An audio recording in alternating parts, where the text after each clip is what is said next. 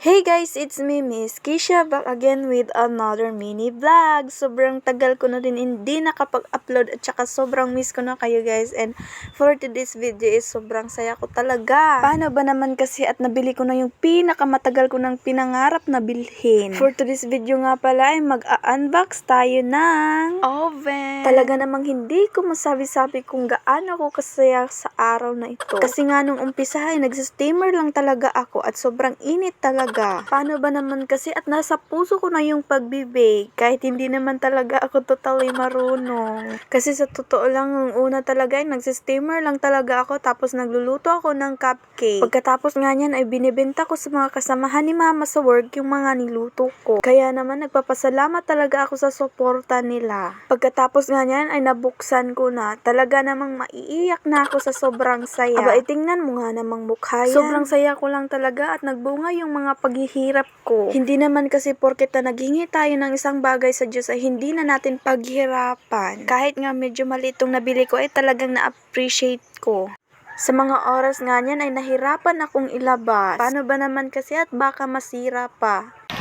Hindi naman siya masisira kasi may styrofoam naman. Wow! Oh my God! Ayan na! Hindi ko alam anong tawag dito. I think, pang ano siya. Pangkuha siya nito. Yeah! Like that! Oh my God! I'm so happy guys! Tsaka meron siyang freebies. Siyempre, freebies siya. Ayan! Oh my God! O diba makikita niyo talaga kung gaano ako kasaya. Talaga namang pinag-isipan ko talaga to ng maayos. Nung una kasi nahirapan ako kung ano talaga yung bilhin ko, kung oven ba talaga or cellphone. Kaya naman napag-desisyonan kong oven na lang at saka na yung luho sa sarili. Kaya naman sa mga kabataan dyan na may pangarap talagang gustong bilhin ay pagsikapan yung talaga ng maigi. Kasi sobrang sarap talaga sa feeling kapag may nabili ka sa sarili mong pagsisikap. Aba grabe ka talaga Lord. Mapapa-thank you Lord ka na lang talaga. Kasi sa totoo lang guys, wala talagang trabaho yung papa ko tapos yung mama ko lang yung nagtatrabaho sa amin. Pero dahil mabait si Lord sa atin talaga namang, my God, mapapaiyak talaga ako. Paano ba naman kasi at sobrang thankful talaga ako kay Lord. Kasi kahit naman walang trabaho yung papa ko, pinoprovide niya talaga yung mga needs namin. Lalo na sa akin kasi paano ba naman kasi at kailangan sa school, yung mga pangailangan ko sa school is napoprovide ko din sa sarili ko. Nang hindi ako binibigyan ng mga magulang ko. Kasi hindi naman talaga ako nanghingi kapag may pera pa ako eh. Syempre, mabait na anak tayo. Char.